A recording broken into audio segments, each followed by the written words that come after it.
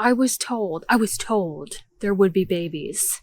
Part of the reason that I came all the way up here to North Georgia is 1, to get over my fear of towing, and 2, to go to Babyland, because Cleveland, Georgia is the birthplace of the Cabbage Patch doll. And when I was a wee tater, I had Sonny Boy, and Sonny Boy smelled so good. He was a Cabbage Patch baby, and I love that thing. I carried him everywhere.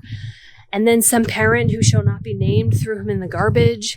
Anyway, I was so excited to see where Cabbage Patch dolls were made and get a Sunny Doll 2.0 replacement.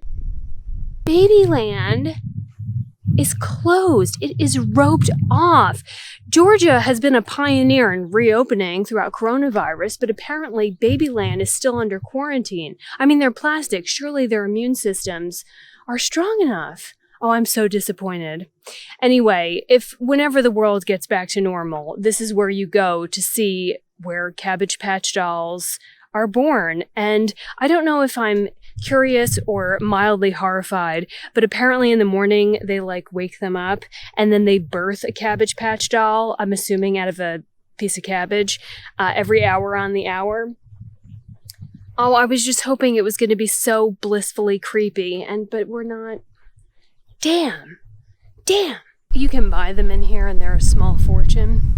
But some locals tell me that if you go to the local pawn stores and thrift shops, you can find the same exact thing for a fraction of the price.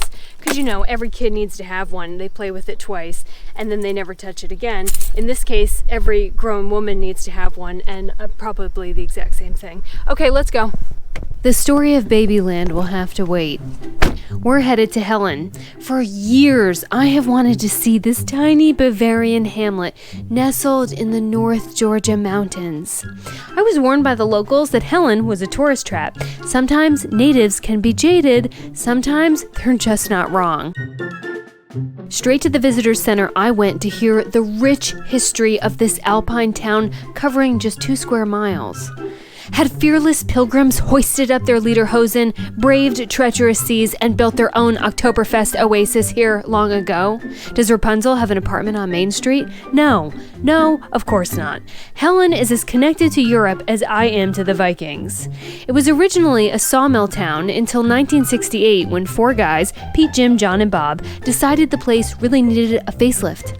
John had seen Bavaria while in the army, and together they pitched town council on the idea to redo the exterior of the buildings in Faux-Varian. In time, the town was alpinized, transforming its industry from mills to tourism. And even in a pandemic, it gets busy. It really does look like a legit European village if you skip over the vape shops, escape rooms, and ye olde Dollar General. Full credit, though, to the group of men with such creative vision. Spend your money in any number of trinket shops, snack on fried cheese, or get your picture taken in one of those circle head things. After a hot summer afternoon taking in all the architectural details, the world's most adorable birdhouses and restrooms, there's a hell of a tubing outlet on the river that runs right through town. Hop in or just sit on the side, and people watch your afternoon away with your sweetheart.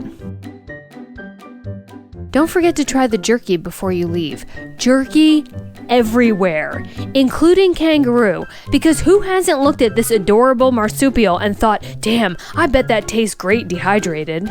Second stop, Dahlonega, Georgia, 3434 North, established 1883, and look, more jerky.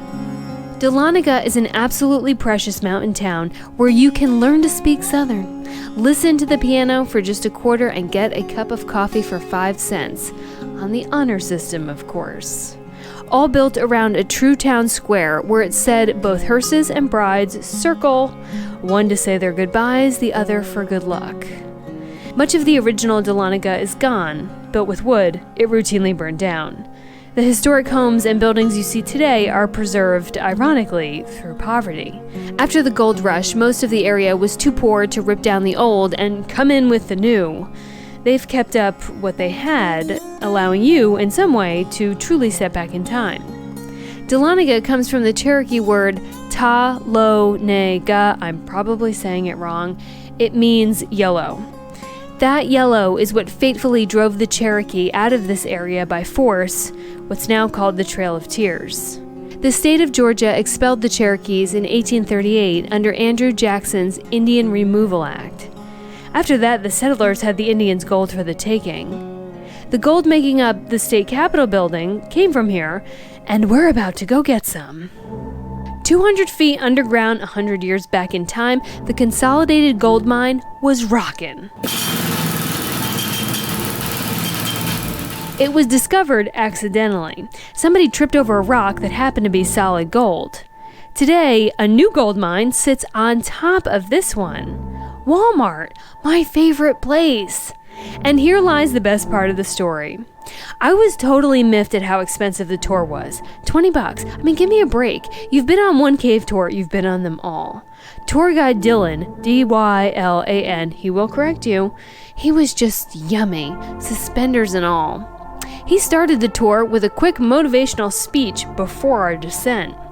A few years ago, someone robbed the Walmart, then fled into the woods and fell down one of the crevasse openings into the mine. Today, most of his parts don't move. I already have a sick sense of humor, but when I saw the stunned, eyeball-popping looks on everyone's faces, I burst out laughing so hard it echoed in the cave. Karma is funny. History usually leaves out the kind of labor that built America. For $2 per day, you got a candle in one hand and a stick of dynamite in the other. Your job was to set the explosives and make it out alive in under 2 minutes. What happens when you run with a candle? Right, it goes out. You had nothing but the feel of the cold, damp, mossy walls to signal you to safety. The air inside was toxic and conditions were life-threatening. Tour guide Dylan announced only 6 people ever died inside the mine, to which I whispered, only 6 documented. Upstairs, try your hand at panning for gold or gems. Now, I've been warned by the locals that a lot of the panning outposts, and there are many, toss a handful of flakes into the water every morning so the tourists can get a thrill. I do not give a damn. That Walmart falling into the cave story was worth my money. This is just a bonus. After skillfully walking the sand off my plate, as they call it, my miner picks out not 1, not 2, 3, but 4, count 'em, 1, 2, 3, 4 flakes of gold. I rip that vial of victory out of his hand with the same amount of enthusiasm I pick up a negative pregnancy test. Confident this will do better than that pathetic stimulus check I got, I go to cash it in at the gift shop, only to find out that they practically give the stuff away for free in there. The staff has plenty more up their sleeve about all the wild things they've encountered inside the mine, but I was sworn to secrecy. You'll have to make the drive to find all the little stories tucked into the Georgia mountains, both above and far below.